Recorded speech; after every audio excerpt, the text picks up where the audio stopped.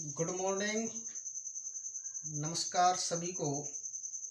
स्वागत है आप सबका हमारे YouTube channel bright future science academy पर। मित्रों, पहली क्लास में हम कक्षा 10 के विज्ञान को लेकर के और पहला अध्याय हमारा चल रहा था रासायनिक अभिक्रिया एवं समीकरण। इस टॉपिक को लेकर के हम चर्चा कर रहे थे। रासायनिक अभिक्रिया क्या होती है, इस संदर्भ में हम अपनी पहली क्लास में चर्चा कर चुके हैं।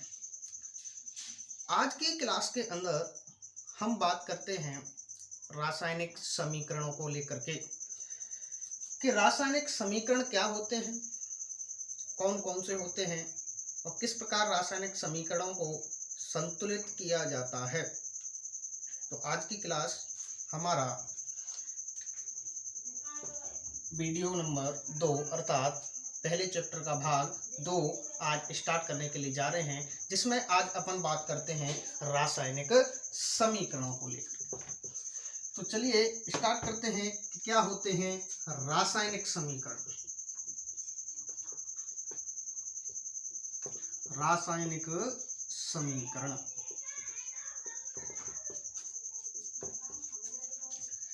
मित्रों, कल जब हमने रासायनिक अभिक्रिया पढ़ी थी उसमें हमने बात की कि हमेशा रासायनिक अभिक्रिया में नया पदार्थ बनता है और जो नया पदार्थ बनता है वह किसी अन्य पदार्थ से ही बना है। जो रासायनिक अभिक्रिया हमने पढ़ी उस रासायनिक अभिक्रिया में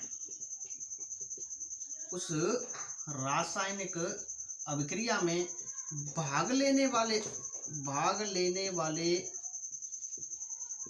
पदार्थ अर्थात जो रासायनिक अभिक्रिया हमारी हुई उस रासायनिक अभिक्रिया में कौन कौन से पदार्थ भाग लेते हैं। कहने का अर्थ है क्रिया करने वाले पदार्थ, क्योंकि जब भी रासायनिक परिवर्तन होगा तो रासायनिक परिवर्तन में जो भी पदार्थ भाग लेते हैं उनके अंदर कोई ना कोई क्रिया होती है, तभी जाकर के कोई नया पदार्थ बनता है।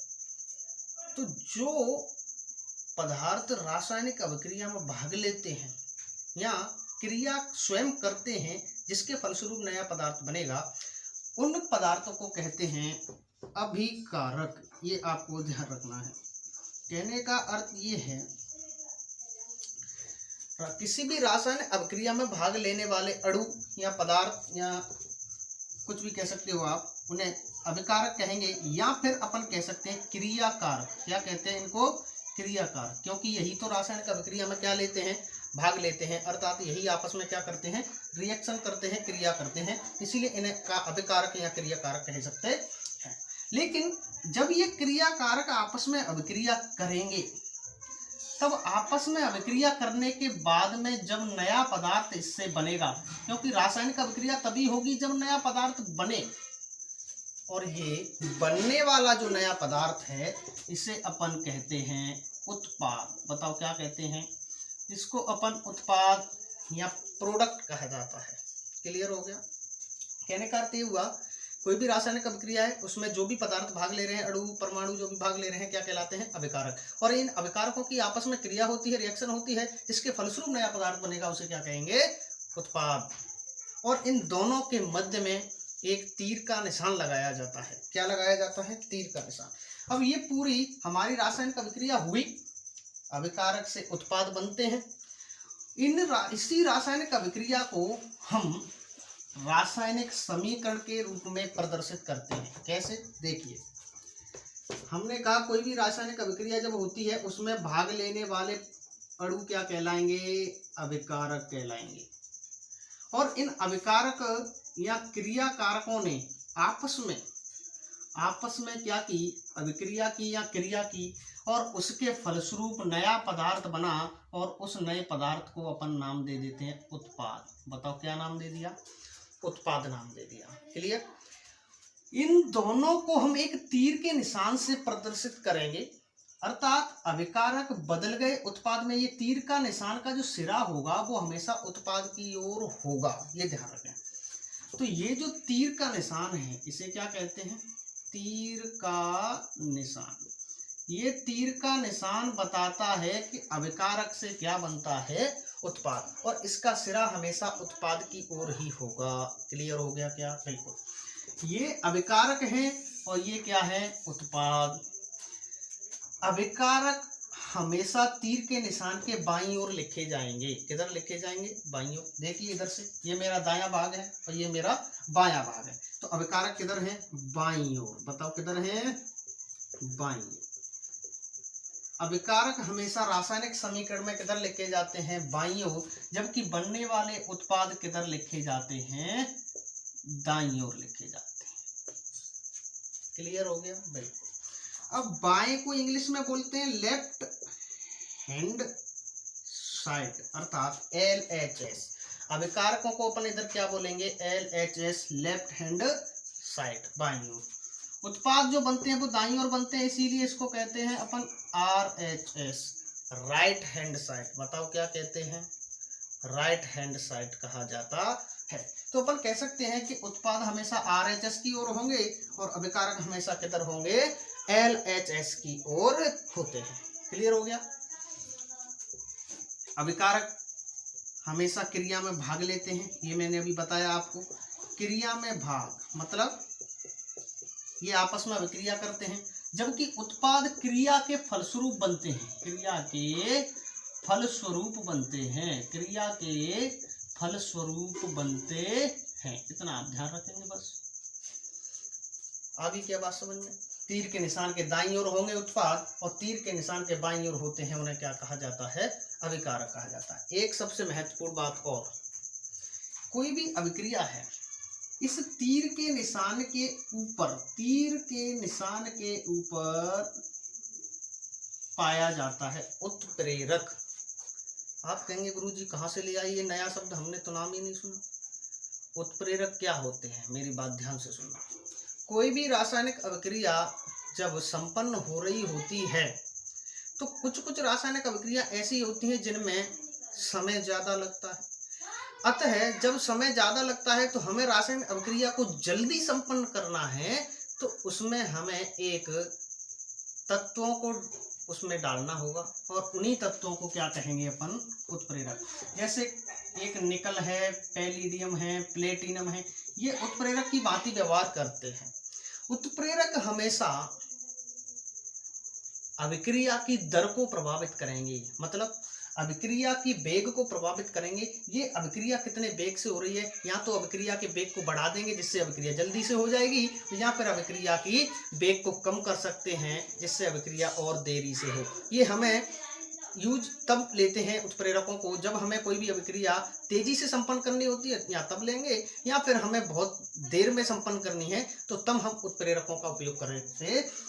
कहने का अर्थ है ये उत्प्रेरक क्या है? ये अभिक्रिया में भाग नहीं लेते, ये ध्यान रखना। उत्प्रेरक कभी अभिक्रिया में भाग नहीं लेंगे, अभिक्रिया में भाग नहीं, ये कभी भी अभिक्रिया में भाग नहीं लेते हैं। कि केवल और केवल क्या करते हैं? अभिक्रिया की दर को, अभिक्रिया की दर को, अभिक्रिया की दर या वेग, अभिक्रिया की दर या वेग को बढ़ा या घटा सकते हैं। मतलब ये है कि ये केवल अभिक्रिया के वेग को ही प्रभावित करेंगे, या तो अभिक्रिया के वेग को बढ़ा सकते हैं या फिर अभिक्रिया के वेग को घटा सकते हैं। और इनकी स्थिति होती है तीर के निशान के ऊपर। बताओ कहाँ पर रखे जाते हैं ये? तीर के निशान के ऊपर। यदि किसी अभिक्रिया में हमें उत्प्रेरकों की आवश्यकता है तो हम उत्प्रेरकों को प्रदर्शित करने के लिए रासायनिक समीकरण में कहाँ पर रखते हैं? तीर के निशान के ऊपर। और ये पूरा का पूरा ये जो आपको दिख रहा है इसी को कहा जाता है रासायनिक समीकरण। रासायनिक समीकरण एक्चुअल में है क्या? जो भी हमारी रासायनिक अभिक्रिया हुई उसी रासायनिक अभिक्रिया को हम किस प्रकार से प्रदर्शित कर सकते हैं, वही आपका क्या है? रासायनिक समीकरण। कैसे प्रदर्शित करते हैं? LHS की ओर अभिकारकों को रखेंगे जो कि अभिक्रिया में भाग लेते हैं, जो भी नया पदार्थ बना जिसे उत्पाद कहेंगे, और दाईं ओर रखा जाएगा RHS की ओर। तीर के निशान की मध्य में, दोनों के मध्य में तीर का निशान होगा और ये तीर के निशान का सिरा उत्पाद की ओर होगा और तीर के निशान के ऊपर क्या पाए जाते हैं, उत्प्रेरक पाए जाते हैं। लेकिन सबसे महत्वपूर्ण बात ये है कि उत्प्रेरक कभी भी अभिक्रिया में भाग नहीं लेते, ये केवल और केवल क्या करते हैं, अभिक्रिया की दर को प्रभावित करते हैं, ऐसा मैं कहना चाह रहा हूँ। ये क्या है, आपका रासायनिक समीकरण है। बताओ बात समझ में आ गई क्या सबके? यदि यहाँ पर कोई भी आपको यदि कन्फ्यूजन है तो कमेंट बॉक्स में जरूर रख देना। इसके बाद अपन चर्चा करते हैं नेक्स्ट। ये आपका रासायनिक समीकरण है। सभी रासायनिक समीकरणों को अपन इसी प्रकार से रखेंगे। और थोड़ी सी बात अपन करें तो ध्यान से सुनना। रासायनिक समीकरण क्या है, एक तरफ अभिकारक होंगे, किधर, बाईं ओर, दाईं ओर क्या होगा, उत्पाद, और एक तीर का निशान होगा, ऊपर उसके उत्प्रेरक होंगे। जैसे कोई भी रासायनिक अभिक्रिया है, जैसे हमने कल एक उदाहरण देखा था मैग्नीशियम वाला, मैग्नीशियम का दहन। तो मैग्नीशियम का दहन मतलब मैग्नीशियम को जो जलाते हैं, ये मैग्नीशियम हो गया प्लस ये ऑक्सीजन हो गई, दोनों ने जलाया, इसके बाद नया उत्पाद बना मैग्नीशियम ऑक्साइड। तो बताओ ये दोनों अभिक्रिया में भाग ले रहे हैं, एक ऑक्सीजन ले रही है और एक मैग्नीशियम। तो ये मैग्नीशियम ऑक्सीजन ये तो क्या हो गए, बताओ अभिकारक, ये तो बताओ क्या है, अभिकारक। ये तीर का निशान, ये किसका निशान है, तीर का निशान। इसके बाद में आपको जो प्रोडक्ट नया मिला, पदार्थ मिला, इसे कहते हैं उत्पाद। बताओ क्या कहते हैं, उत्पाद। और ये किधर होगा, RHS की ओर, दाईं ओर, और ये होगा आपका लेफ्ट हैंड साइड बाईं। तो ये जो है, ये इसी को अपन क्या कहेंगे, रासायनिक समीकरण। जो भी रासायनिक अभिक्रिया हुई उसे अपन अपने सामने वालों को कैसे बता सकते हैं, कैसे रिप्रेजेंट कर सकते हैं, अर्थात उनके जो अभिकारक हैं, अर्थात जो भी पदार्थ उसमें भाग ले रहे हैं, उनके प्रतीकों को लिखेंगे और उनके प्रतीक चिन्हों के माध्यम से हम रासायनिक अभिक्रिया को प्रदर्शित करते हैं, जिन्हें अपन क्या कह सकते हैं, रासायनिक समीकरण। इस प्रकार से, जैसे एक और एग्जांपल आपको दूं, कल हमने पढ़ा था कि कॉपर सल्फेट का विलयन, ये कॉपर का सल्फेट का विलयन था, जिसमें हमने लोहे की कील डाली थी, ये आयरन डाल दिया। तो ये दोनों क्या हो गए, अभिकारक, क्योंकि ये अभिकारक ही तो हैं, आपस में क्रिया कौन करेंगे, दोनों करेंगे। कॉपर सल्फेट के विलयन में आयरन की जब कील डालते हैं, लोहे की कील डाली, तो ये आपस में दोनों अभिक्रिया करेंगे, तीर का निशान लगाएंगे और उत्पाद बनेगा क्या, फेरस सल्फेट।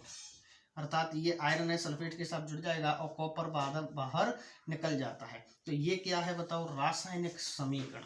अर्थात जो अभिक्रिया हमने करवाई, उस अभिक्रिया को इस तरह से हम प्रदर्शित कर सकते हैं, इसे कहा जाता है रासायनिक समीकरण। ऐसा मैं कहना चाह रहा हूँ।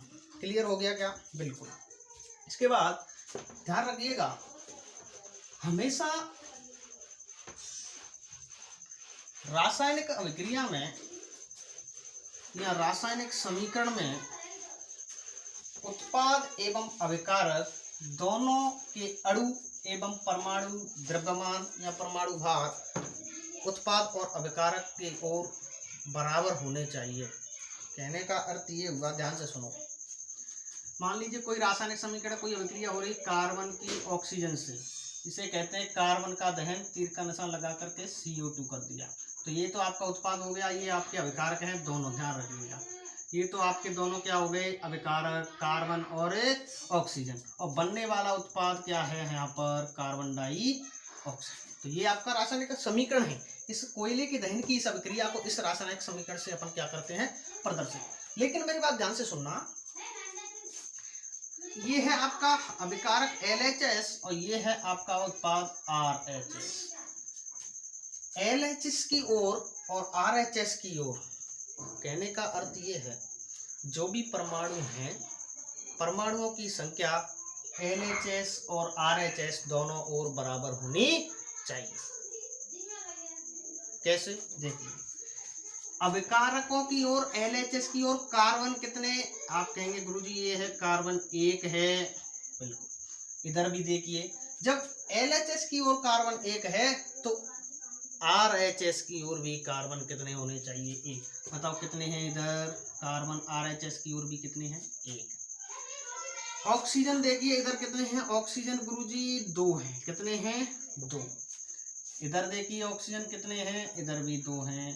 कहने का अर्थ ये हुआ कि जब अभिक्रिया में भाग लेने वाले अभिकारक एवं अभिक्रिया के फलस्वरूप बनने वाले उत्पाद में उपस्थित परमाणुओं की संख्या यदि दोनों ओर बराबर है, कैसी है, दोनों ओर बराबर है और उनका परमाणु भार भी बराबर है। परमाणु भार भी बराबर होगा क्योंकि परमाणुओं की संख्या बराबर है। जैसे देखिए कार्बन का जो परमाणु भार होता है ए से प्रदर्शित करते हैं, ये कार्बन का होता है 12 और ऑक्सीजन का कितना होता है 16, लेकिन ऑक्सीजन के 2 परमाणु हैं तो 2 से गुणा करेंगे तो कितना हो गया 16 दूनी 32 और टोटल निकालेंगे दोनों का तो कितना हो जाएगा 12 और 32, अर्थात LHS की ओर पूरा परमाणु द्रव्यमान कितना हो जाएगा आपका 44 हो जाएगा। ध्यान रखिएगा कितना हो गया 44 U, ये मात्रक है परमाणु द्रव्यमान का, ये कितना हो गया आपका 44 हो गया। क्लियर है।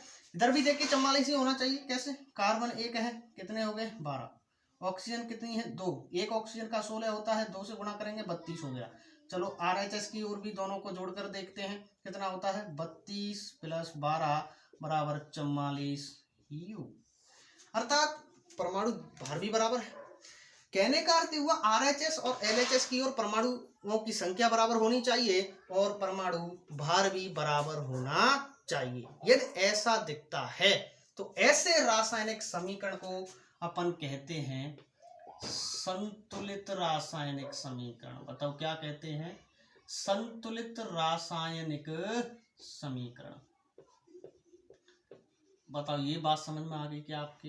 बिल्कुल। यदि ऐसी कंडीशन है LHS और RHS, पुनः बता रहा हूं, दोनों ओर जितने भी परमाणु हैं, अभिकारक के परमाणु कार्बन है, इधर ऑक्सीजन है, उत्पाद में कौन कौन से परमाणु है कार्बन और ऑक्सीजन, दोनों की परमाणुओं की संख्या देखो दोनों ओर बराबर है और फिर उसके बाद परमाणु भार भी बराबर होना चाहिए।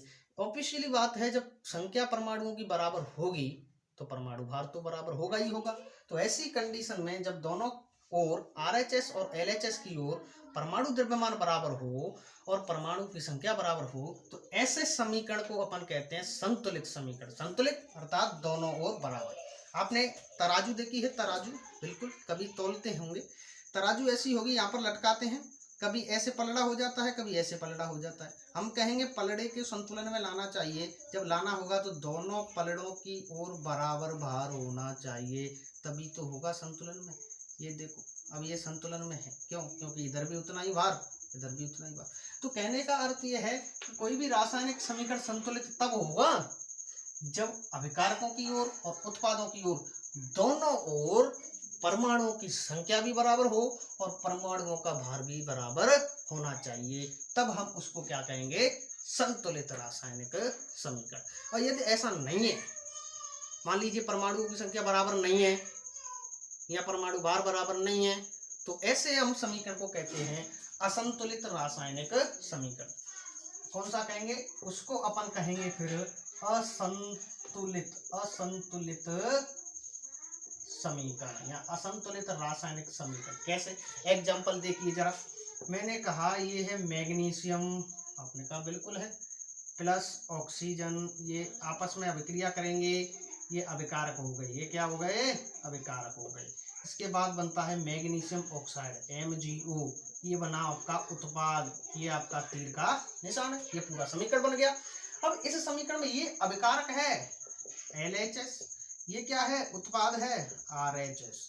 अब बताओ इन दोनों में पहले LHS की ओर देखते हैं अपन, क्या LHS की ओर मैग्नीशियम कितने हैं? देखिएगा गुरुजी, मैग्नीशियम केवल 1 है गुरुजी, बिल्कुल 1 है। मैंने कहा ऑक्सीजन कितने हैं? देखिए ऑक्सीजन आप कहेंगे गुरुजी 2 हैं। क्लियर।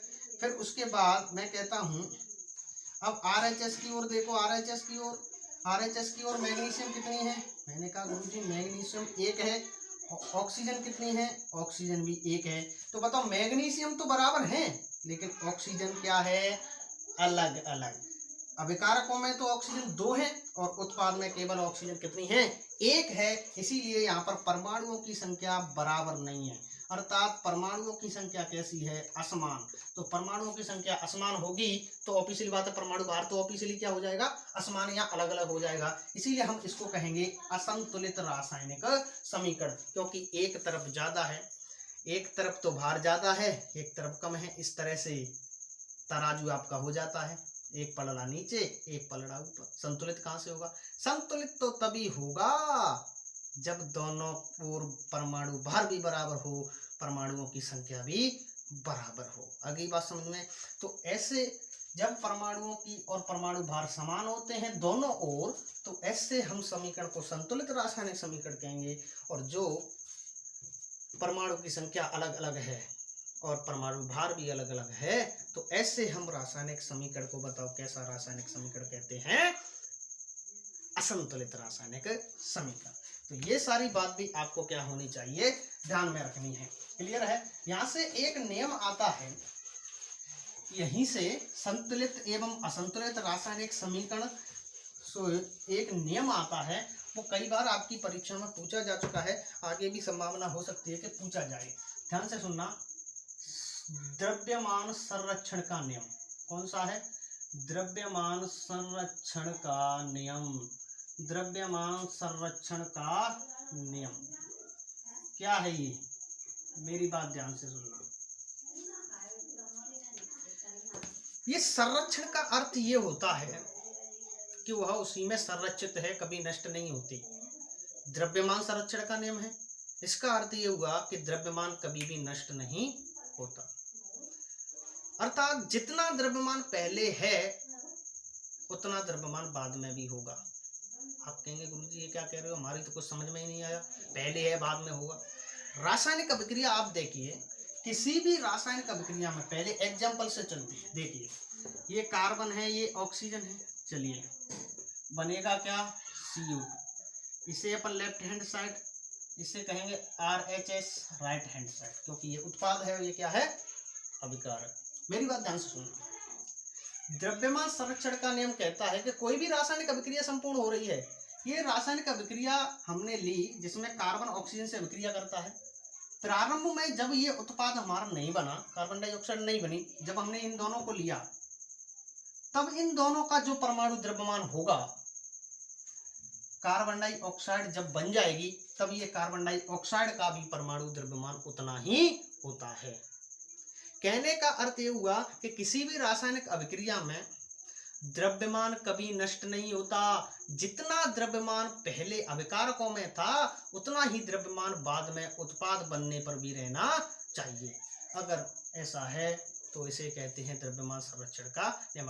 अर्थात द्रव्यमान हमेशा संरक्षित रहता है, द्रव्यमान कभी नष्ट नहीं होता। देखिए कैसे, कार्बन का द्रव्यमान होता है 12, ऑक्सीजन का होता है 16, और ऑक्सीजन के 2 परमाणु हैं, इसीलिए कितना हो गया? 32। तो बताओ इधर LHS की ओर टोटल कितना होगा परमाणु द्रव्यमान? 12 और 32 बराबर 44। अर्थात जब उत्पाद हमारा नहीं बना, कार्बन डाइऑक्साइड बनी ही नहीं, उससे पहले की बात कर रहे हैं ये वाली अपन। अर्थात जब हमने कार्बन और ऑक्सीजन लिया, तब उसका हमारा परमाणु द्रव्यमान टोटल कितना था? 44। और जब ये अभिक्रिया संपन्न हो गई, यहाँ से अभिकारक धीरे धीरे किस में बदल गए? उत्पाद में, कार्बन डाइऑक्साइड में बदल गए। अब ये तो रहेंगे नहीं, क्या बनेगा हमारा? कार्बन डाइऑक्साइड मिला, तो कार्बन डाइऑक्साइड में भी परमाणु द्रव्यमान उतना ही रहता है। कैसे? कार्बन में कितना हो गया? ऑक्सीजन 12 हो गया, ऑक्सीजन का कितना होता है? 16, गुणा 2 है अणु, तो ये 2 से गुणा कर दिया, कितना हो गया? 32। अब दोनों को जब जोड़ेंगे तो RHS की ओर भी कितना हो जाता है? 12 + 32 = 44। बताओ दोनों ओर परमाणु द्रव्यमान कितना रहता है? समान। कहने का अर्थ ये है, किसी भी रासायनिक अभिक्रिया में जितना परमाणु द्रव्यमान अभिकारकों में पहले था, उतना ही परमाणु द्रव्यमान उत्पादों में होता है। अतः कभी भी परमाणु द्रव्यमान क्या नहीं होता है? नष्ट नहीं होता है। अतः परमाणु द्रव्यमान हमेशा संरक्षित रहता है। इसी को कहा जाता है द्रव्यमान संरक्षण का नियम। बात समझ में आ गई क्या? बताओ बात समझ में आई क्या? समझ में आना चाहिए। यूँ तो ढेरों अध्यापक पढ़ा रहे हैं YouTube पर, यूँ तो बहुत कंटेंट पड़ा है बुक्स के अंदर, लेकिन समझ में आना जरूरी है। हौसला जुनून आपके हृदय के अंदर होना चाहिए कि ना थके हैं पैर, ना कभी हिम्मत हारी है, हौसला है जीवन में कुछ कर दिखाने का, इसीलिए संघर्ष जारी है। जब तक ये संघर्ष जारी रहेगा मित्रों, मैं वादा करता हूँ एक भी प्रश्न यहाँ से बाहर नहीं जाने वाला है। आप मेरा साथ दीजिए, मैं आपके साथ खड़ा हूँ। एक भी प्रश्न आपकी बोर्ड की परीक्षा में विज्ञान से बाहर नहीं जाएगा। एनसीईआरटी की एक एक लाइन पर मेरा फोकस है, एक एक लाइन, एक एक शब्द आपको बताने वाला हूँ। बिल्कुल भी चिंता करने की आपको आवश्यकता नहीं है, लेकिन यदि आप हमारा साथ देंगे तो मैं भी आपका जी जान से साथ दूंगा। प्यारे साथियों, आप मेरे चैनल को ग्रो करने में मेरी मदद करें, चैनल को सब्सक्राइब करें, वीडियो को ज़्यादा से ज़्यादा शेयर करें और लाइक करें। जितना हमें आपकी मदद मिलेगी उससे कई ज़्यादा अच्छा यहाँ पर हम आपके लिए प्रदर्शन करेंगे। तो प्यारे साथियों, आज हमने बात की रासायनिक समीकरण क्या होते हैं, कितने प्रकार के होते हैं।